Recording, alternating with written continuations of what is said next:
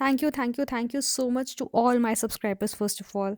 आज मैं लाई हूँ video to how to clean your makeup. Hello guys, welcome back to the Sandhya lifestyle channel. और आज मैं आप लोगों को बताने वाली हूँ how to remove your makeup. See firstly, अगर आपके पास कुछ भी नहीं है मेकअप रिमूव करने के लिए, गो फॉर आमंड ऑयल और कोकोनट ऑयल। मतलब कोई प्रोडक्ट नहीं है, तो एकदम नेचुरल रेमेडीज़ मैं आपको बता रही हूँ यहाँ पे। सबसे पहले आपको क्या करना है, कोकोनट ऑयल लेना है और उसको अपने अच्छे से फेस पे मसाज करना है ताकि सारा मेकअप मेल्ट हो जाए। या फिर आप आमंड ऑयल ले सकते हो, बादाम का तेल जिसे कहते हैं, वो आप लगा सकते हो और प्रॉपरली मेकअप जो है वो मेल्ट हो जाता है। ओके, ये हो गई हमारी नेचुरल रेमेडीज़। बट अगर आपको प्रोडक्ट्स जानने हैं कि इजीली आपको बस मेकअप रिमूव करना है and you need some cleansing balm या फिर कुछ क्लेंजिंग स्प्रे, तो I would suggest firstly quench botanics का क्लेंजिंग बाम और स्किन आयु का, बिकॉज मैंने यही दो यूज़ करे हैं अभी तक। तो मैं आपको इनका ही ऑनेस्ट रिव्यू देने वाली हूँ। देखो, स्किन आयु की जो मैंने बॉटल आपको दिखाई वो आप देख सकते हो, it is almost empty. Let me just show you again. ये देखो, पूरी ऑलमोस्ट एम्प्टी हो गई है और मैं इसको ही, मतलब इसको हो गया है 1 डेढ़ साल हो गया है मैं इसको यूज़ कर रही हूँ। And it's really good, soft है, मेल्ट हो जाता है आराम से मेकअप। और मैं आपको करके भी दिखाऊँगी एक साइड का मेकअप रिमूव। मैं एक रील शूट करी थी, उसके कारण मेरे 2 साइड आप देख सकते हो। आई वाज़ जस्ट शोइंग कि अगर आपकी डस्की टोन है, स्किन टोन है, तो आप कैसे मेकअप करो और कैसे अपने डार्क सर्कल्स जो हैं वो हाइड कर सकते हो। तो उसपे मैंने एक रील बनाई, अगर आपको देखनी है तो वो आप जाके रील्स में देख सकते हो on Instagram, the Sandhya lifestyle के नाम से ही है वो भी। ये वीडियो है particularly on how to remove makeup. तो आज हम अपना मेकअप रिमूव करेंगे और मैं आपको दिखाती हूँ कौन से प्रोडक्ट्स मैं यूज़ करती हूँ to make sure my skin is not getting harm. और आप अगर डायरेक्टली फेस वॉश करोगे ना, तो उससे बहुत ज़्यादा स्किन ड्राई हो जाएगी। एकदम से आप मेकअप रिमूव करने की कोशिश करोगे, मैंने इनिशियली किया हुआ है ये काम। जब मैं ब्राइडल शूट्स करती थी तब मैं क्या करती थी, मेरे को पता ही नहीं था। I was not much aware about skin care and all these brands, तो मुझे कोई आइडिया नहीं था कि कैसे मेकअप रिमूव करना चाहिए।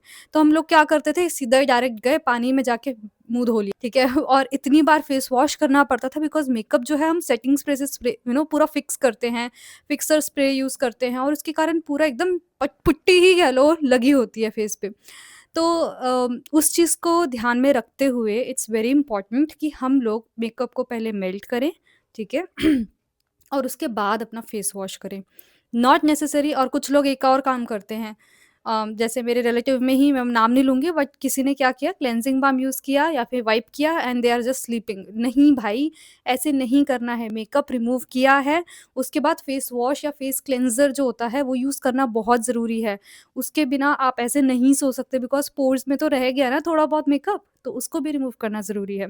एंड देन टोनर, और उसके बाद की जो आफ्टर पोस्ट मेकअप या पोस्ट क्लेंज़र के बाद जो हमारे स्किन केयर के रूटीन होता है, वो हमें फ़ॉलो करना होता है। फ़िलहाल हम उसके बारे में बाद में बात करेंगे, अभी हम सिर्फ़ और सिर्फ़ हाउ टू रिमूव मेकअप पे बात करेंगे। उन पर भी वीडियोज़ लाऊँगी, but for now let's just talk about cleansing balm. So यहाँ पर मैं यूज़ कर रही हूँ cleansing balm of स्किनायु।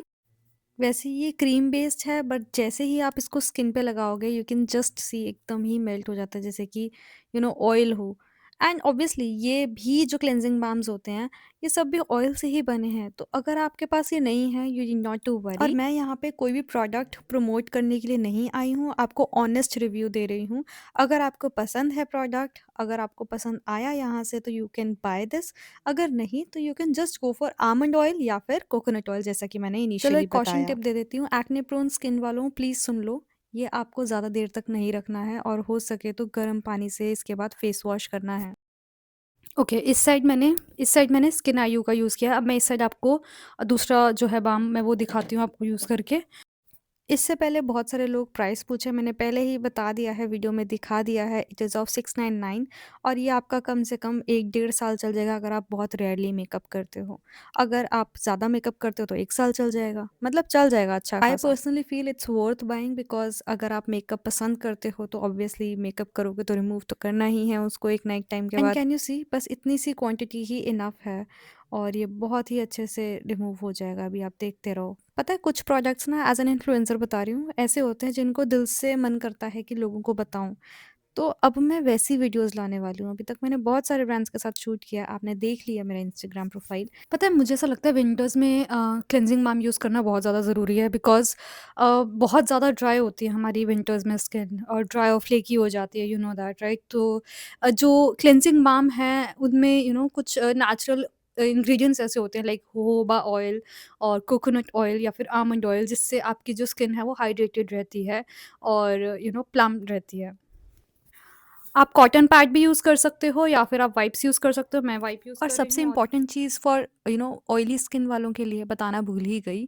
You can also use micellar water और रोज़ वाटर। कॉटन पे लिया और बस आपने माइसेलर वाटर यूज़ किया या फिर रोज़ वाटर यूज़ किया, उससे आपने आराम से वाइप ऑफ कर दिया।